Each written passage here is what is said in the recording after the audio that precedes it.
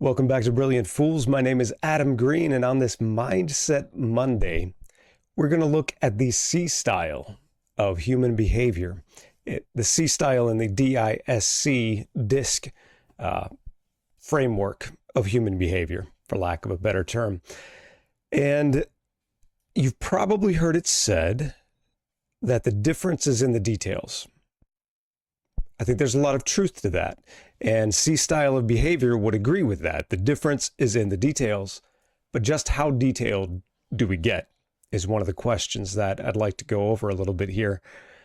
First of all, let's explore the truth in that the difference is in the details. It's in the calculations, the order. The C style is very calculating.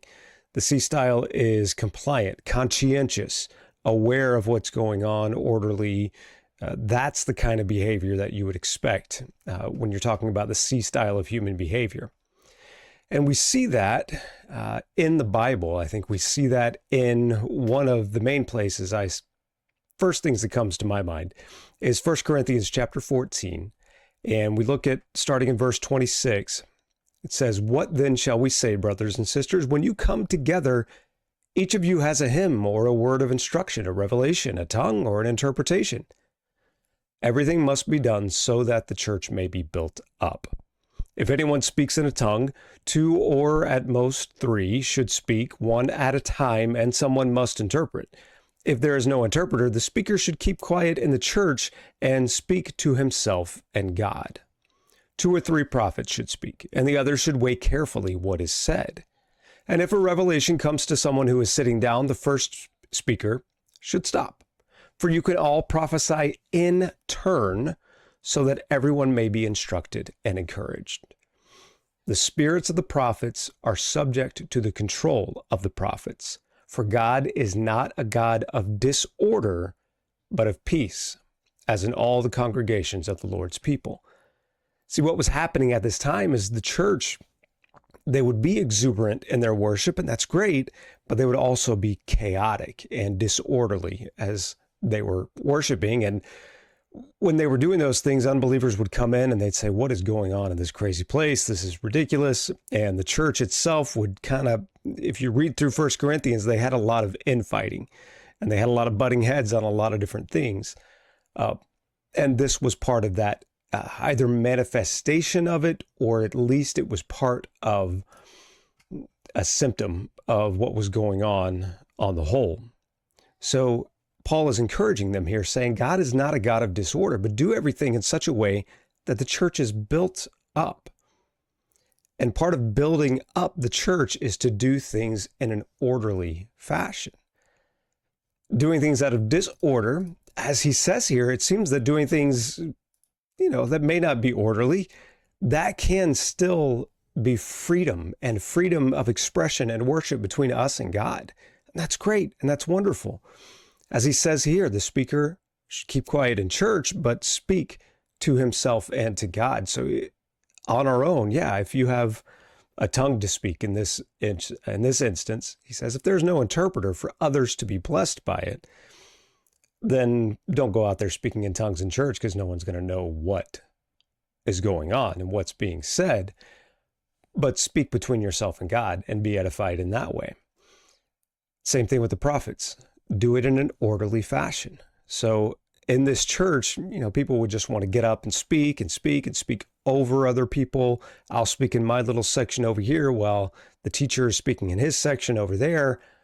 And he said, no, do it in turn, and everyone weigh what's being said so that the church can actually be built up. And he makes this mention that the spirits of the prophets are subject to the control of the prophets.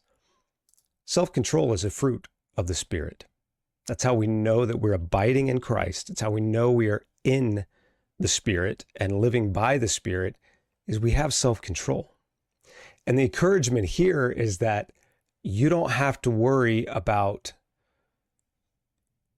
getting out of control, and you shouldn't get out of control. This shouldn't be something that's beyond what you can control and overcome, because the spirits of the prophets are subject to the control of the prophets. In other words, what's going on inside of us, we can control. We have self-control.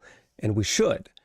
In this instance, it seems very clear that he's saying we should control those things and we should have self-control. There's another area and another aspect of that C-style behavior, the calculating style, or the calculating aspect, not just the order, but the calculations that we see in Luke chapter 14. This is verses 25 through 33. In Luke 14, Jesus is talking, and he talks to the people around him, the disciples that are starting to follow him. But in verse 25, it says, "Now large crowds were going along with him, and he turned and said to them, 'If anyone comes to me and does not hate his own father and mother and wife and children and brothers and sisters, yes, even his own life, he cannot be my disciple.'" Those are strong words. "Whoever does not carry his own cross and come after me cannot be my disciple. For which one of you, when he wants to build a tower, does not first sit down and calculate the cost to see if he has enough to complete it? Otherwise, when he's laid a foundation and is not able to finish, all who observe begin to ridicule him, saying, 'This man began to build and was not able to finish.' Or what king, when he sets out to meet another king in battle, will not first sit down and consider whether he is strong enough with 10,000 to encounter the one coming against him with 20,000? Or else, while the other is still far away, he sends a delegation and asks for terms of peace. So then none of you can be my disciple who does not give up his own possessions." So what is Jesus saying here? He's saying, first of all, count the cost. Understand. He's got large crowds that are coming after him and probably want a part of this power that's coming out of him. And he empowers us, and the Holy Spirit empowers us to live a victorious Christian life. However, he's saying, understand what the cost is. This, yes, it truly does cost you everything that you think you want in the world. You've got to lay that aside. And it will be laid aside. Now, I don't think he's really telling them, go away, turn around, because we know that what we have in him is so much greater than anything we have in the world. So it's really not a sacrifice, ultimately. He already made the sacrifice. He sacrificed everything. That work is completed and finished. We get to partake in what he has now, but it is going to shove everything else in the world away. But those desires will be changed in us. But we have to count that cost and understand what that means. Sometimes it's going to look like hate for our own family because of our love for him and the things that we'll do and where we will go because of our love for him.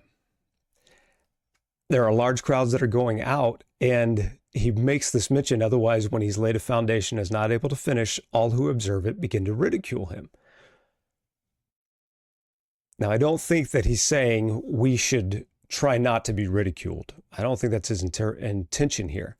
I think he's operating also in a C style of behavior right now, Jesus is, because he knows that the crowds consider, and they're still considering, what people are saying about them, and that's important to them. And he needs to make sure that they understand we who follow Christ will be ridiculed. We're going to be made fun of. Even if we calculate the cost and understand everything that it costs, we're probably going to be made fun of. And he's not saying it directly here, but he's putting that in their mind. Look, do you worry about what people say more than what I say? Also hear why he says hating your own family, your own father and mother and wife and children, brothers and sisters. Are you worried about what people are going to say more than what Jesus says? And if so, that's a cost you have to count, and you have to understand you've got to lay that aside. So it's very detail oriented here. He understands what these details are and what is going to be important for people when he's bringing these things up. So having that same kind of understanding beforehand, bringing that C-style behavior in to understand what that means is very important for us. Think about it in terms of running a business that we want to honor God, and we want to express this outliving of the Holy Spirit in us. It's going to look different than what other people do. A lot of times it's going to look very different than what other people do. We've got to understand that. And it may cost us sales on certain sides. We've got to understand that. We may not look as good, as polished as maybe some other worldly businesses do, but if we're honoring God and following him, let's understand that. It's not so much a calculation weighing the scales, it's more a preparation beforehand is what that is. A preparation both for, I say both for compliance and contingencies. So compliance in the sense that we're following God, we're abiding with him, and that's going to cause us to think differently and therefore run our businesses differently. But also contingencies, because when things come up, and they will, where we have choices of which way to go. I could go a worldly way in this, or I could go the way that God is leading, and that God's logic, his logos, his reasoning, his word is telling me to go. So we understand that contingency, and we understand what we're doing there. For my own, just to draw from my own experience and give you what some of that has looked like for me, I've worked very much in a lot of different small businesses and with a lot of different small businesses. So the majority of the last 20 years has been in accounting, but I've also done many trades. So I've done anything from remodeling to plumbing to trim carpentry, framing, so different things like that. I've done a lot of different kinds of trade work as well. And what I've noticed is some interesting things come up. In a lot of the trades, there's an attention to detail in as much as it gets me over the inspector's whatever he requires, the inspector's requirements, so that I can get past that stage and move on. So there's an attention to the code to an extent, but most of the time there's not a whole lot of attention to detail. In trim carpentry, there can be more attention to detail depending on what kind of finish you need the trim to have, but it's not necessarily there. And there's typically not a full understanding, whether it's in trades or whether it's in something else entirely. From a lot of small business owners, they don't quite get where the financials come into play, those financial statements. That's a detail that they'd rather not deal with. I've heard one small business owner say that is the last thing I think about, and that's just one of those things I have to get done. So I get it done when I need to get it done, and then I move on. I know I worked with a mechanic one time who just didn't do a balance sheet because he didn't see any importance in it. He was like, no, I just need the P&L. I need to know where my money's going, how much money I'm making, and that's it. Well, he was missing some very large things on the balance sheet. And he actually didn't know where his money was going because he wasn't doing a balance sheet. So there were certain cash flow aspects that he didn't understand because he wasn't doing a balance sheet. So he didn't really realize where things were and where his position was in the company. And he couldn't make good decisions because of that. So we got him worked out there. But even then, you've got your balance sheet, you've got a P&L that shows a lot of what's coming in and out. And then you've got a cash flow statement, but even the cash flow statement doesn't show all of it, what's coming in and coming out. I had one owner who didn't understand why he didn't have more money in the bank. And I showed him and I said, look, you've got money that's flowing out of your company into you personally. And you're spending all this money to you personally. And I gave him the number, what it was for the prior year. He said, no, there's no way I did that. I had to go with them line by line, talk about C-style behavior. I had to go with them line by line through this thing. And I said, look, anything that's personal, we'll keep in, but anything that's business related, you let me know. I'm not offended by it or anything. I mean, we'll correct it and we'll move it to the business side and have it as an expense. And it turns out there was less than 5% of those transactions throughout the year that were actually business expense instead of personal. And he said, oh, I mean, his revelation at the end was, I guess I have been taking out more money than I should. And then he made the change. He was able to make the change because of spending a little bit of time. It didn't take us half an hour to go through this stuff for him to understand. And that simple act of starting to track it and understand where it was helped him to make the change that he needed to make.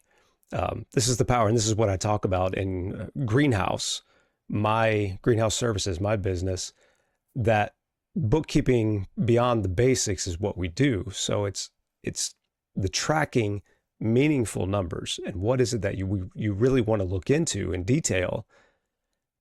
The simple act of tracking it is going to start to adjust your behavior. So that little detail is going to start changing your behavior. Do you have to know all the ins and outs? Do you have to know every little thing about it?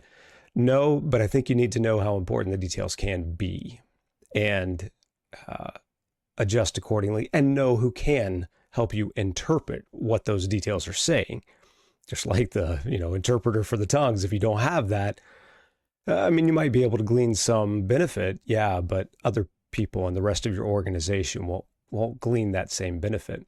So you don't need to know the thread count that's already been engineered for the bolt that holds the manifold in place in your engine bay. But it's probably good to know that you need that bolt if you're going to put an engine together and make sure it runs smoothly and runs well. Otherwise, you may leave it out and then have some major issues with that. I think this all makes sense. I hope it has. I tried to calculate it well enough and use enough C-style behavior in it to present this point.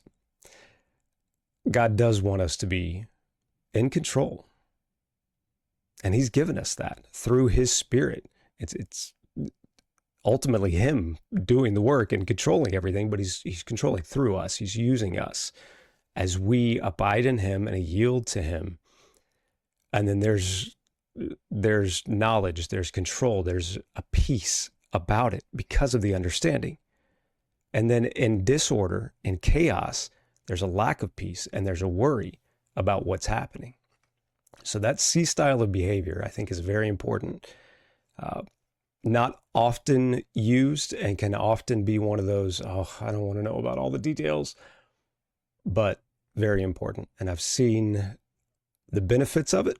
I've seen businesses thrive because of it, even if the owners aren't doing everything great. It still thrives because of the attention to detail, the knowledge of the importance of detail. I've seen businesses just fail and hemorrhage money because of a lack of attention to detail. Once again, I'll say it, it's kind of cliche, but I hope this has been helpful. And until next time, thanks.